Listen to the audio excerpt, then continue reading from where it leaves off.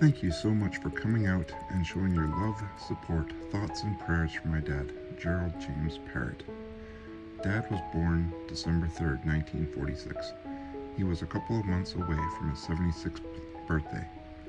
He is missed and remembered by his wife, Dawn, children Cheryl, Charlene, and myself, James.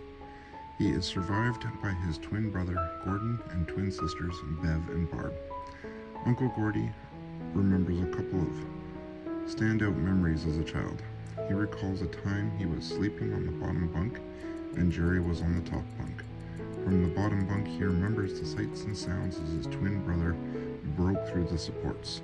The mattress, slats, and his twin came crashing down on top of him. Another fun memory he had was a time Dad got his head stuck between the stairs at a friend's place. Apparently Dad's ears stopped him from getting unstuck. He recalls a friend's mother needing to put butter on Dad's ears to pull him out. This story made me think of Winnie the Pooh getting stuck in Rabbit's door. Auntie Bev remembers their mother yelling at them if one of them had done something naughty. She said, "I remember when Mother got mad at one of us, she would go through the list of names and would yell, Gordy, Jerry, Barb, Bev. I would usually beat it outside before she got to my name."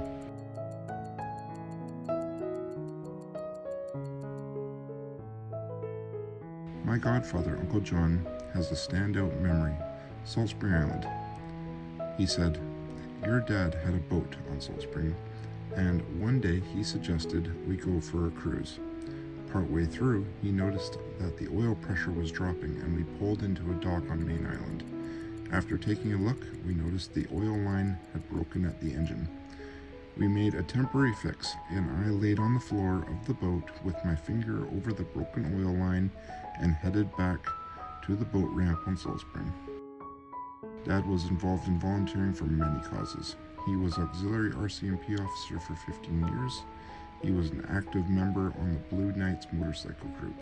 He became an executive member of the Gold Wing Riders group in the Okanagan.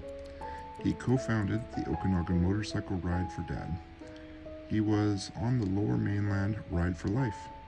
Jerry was also on the motorcycle escort detail for Ironman Canada and triathlon events. In recent time, he was the technical team for the St. George Anglican Church in Maple Ridge. He also served on McHappy Days. There were numerous other causes, all dear to him. Jerry was an advanced life support paramedic, unit chief, superintendent, and director for the BC Ambulance Service for a total of 34 years. He worked in many areas of the province, including Richmond, Langley, Abbotsford, Kelowna, Vancouver, Terrace, Victoria, Salt Spring Island, and Vancouver Island. Uncle John remembers a couple of memories from Dad about his time on the ambulance. "Your dad was up in Cassiar and with Fernando, one of the ambulance maintenance supervisors, and he had booked a local hotel room. Unfortunately, the room that they had booked was already occupied by an RCMP officer and his large German Shepherd. Therefore, when they opened the door, supposedly to their room, the police dog came at them, scaring them.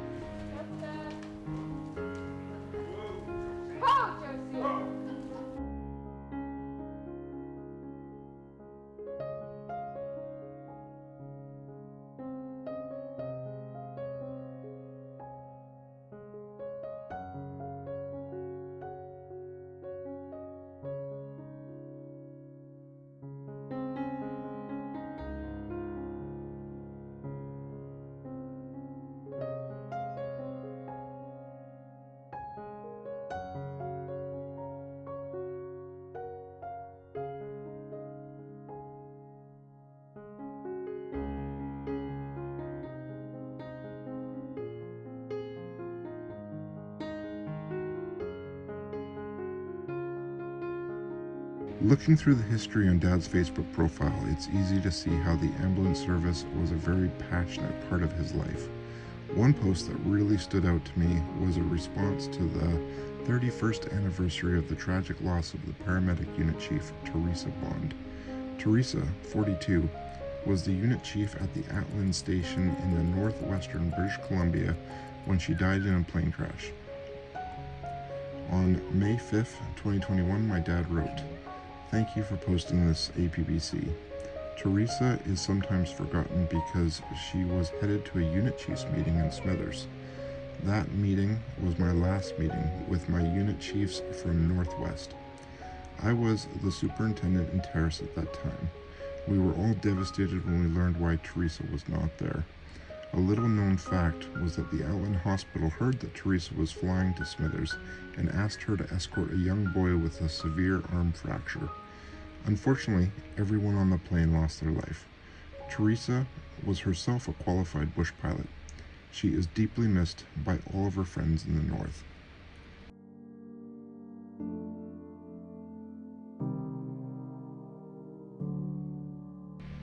I remember Dad being there for everything. He was there from telling me he wanted to tie a string to my loose tooth, and to a door he would slam shut to pull it out.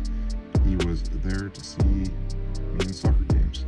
He was there as a leader in the Boy Scouts and was often the one taking us to camps. On Salisbury Island, he had the Scouts build the camp from scratch. He was there when I was learning to ride a bike. He was there when the many pets we had growing up needed to retire. He was there helping me learn how to drive.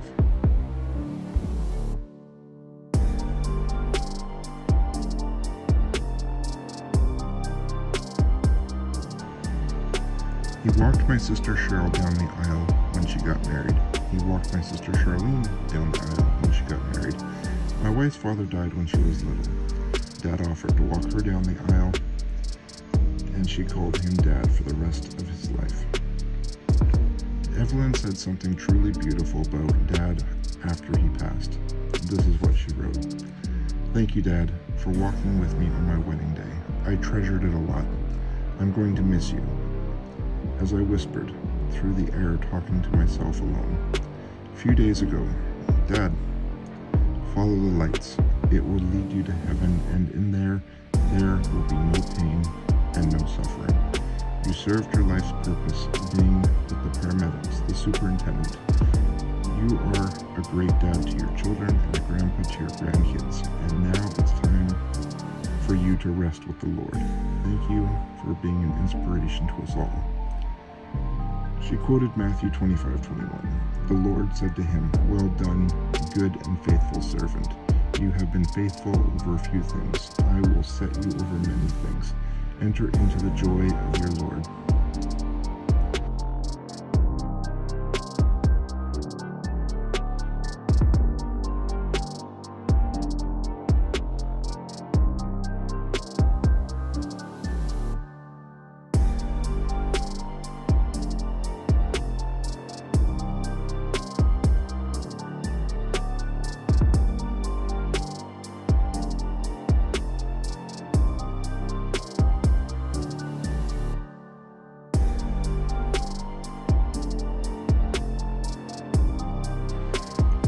He was there when I got married, and he passed me down a family heirloom with this note. "James, I have so many great memories of you it would fill a book. Your projects, like the water pit in the vacant lot next door to our house in West Bank, are among my best memories. I always figured you would end up driving a bulldozer somewhere. Oh well, I guess there is still time for that." Smiley face.